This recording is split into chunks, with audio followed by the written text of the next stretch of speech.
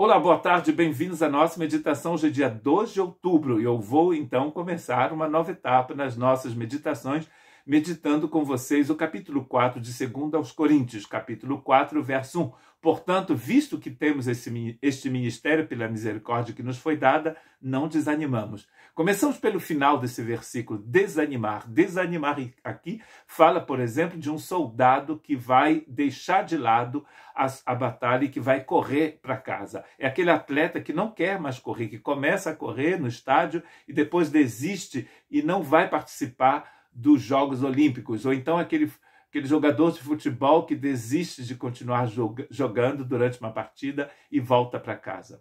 O Spurgeon disse que se você não entendeu direito o que é a sua missão aqui, você deve deixar de fazer o que você está fazendo, volte para casa e vai cuidar das galinhas, dos porcos, da sua fazenda. Nós temos esse ministério pela misericórdia de Deus que nos foi dado, então não desanimamos. É pela misericórdia de Deus que nós temos este ministério. É extremamente importante de entendermos isso. Tem gente que pensa que é importante entendermos o que significa a salvação, isso é verdade. Mas também precisamos entender qual é a missão que Deus nos tem dado aqui. Nós não vamos desanimar quando a gente vai entender a importância desta missão. Se você não tem uma ideia da importância desta missão que você recebeu da parte do Cristo, você vai desanimar. Vai fazer como aquele atleta que vai abandonar a competição e que vai voltar para casa porque ele não está mais afim de continuar competindo. Não desanimamos. Nós entendemos que é pela misericórdia de Deus, nós entendemos a importância da missão que é a nossa, de anunciarmos o Evangelho de Cristo Jesus. Então, o que a gente vai fazer? Não vamos desanimar, ou seja, não vamos sermos covardes, essa é a palavra aqui, não seremos covardes, mas vamos renunciar aos procedimentos secretos, ele diz no verso 2, e vergonhosos. Vamos então renunciar a esses procedimentos secretos e vergonhosos. Nossa vida será uma vida transparente. A vida daquele que tem uma missão da parte de Deus, ou seja, todos nós que estamos em Cristo, é uma vida transparente. Não vivemos escondendo atrás de cortinas, escondendo coisas. Não. O que nós anunciamos em plena luz. Não usamos de engano e nem torcemos a palavra de Deus.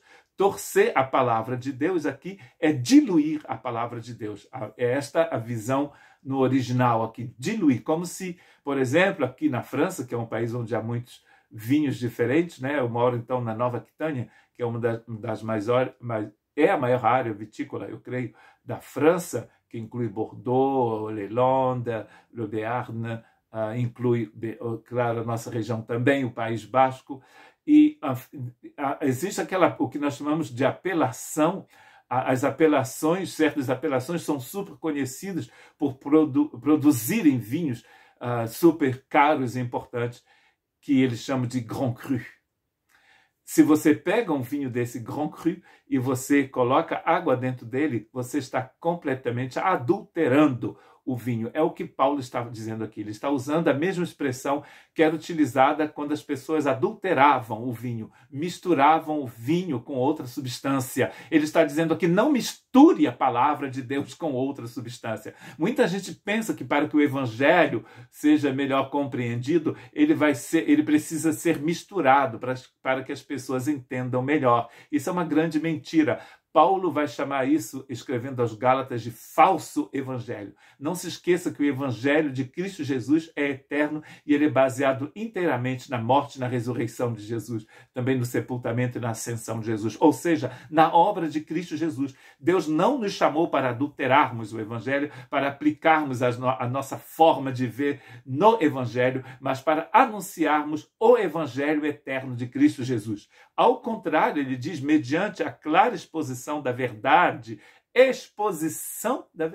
olha só, estou me empolgando, recomendamos-nos a consciência de todos diante de Deus. Isso é extremamente importante. Você anuncia o evangelho, você vive o evangelho diante de Deus. Não adultere o evangelho.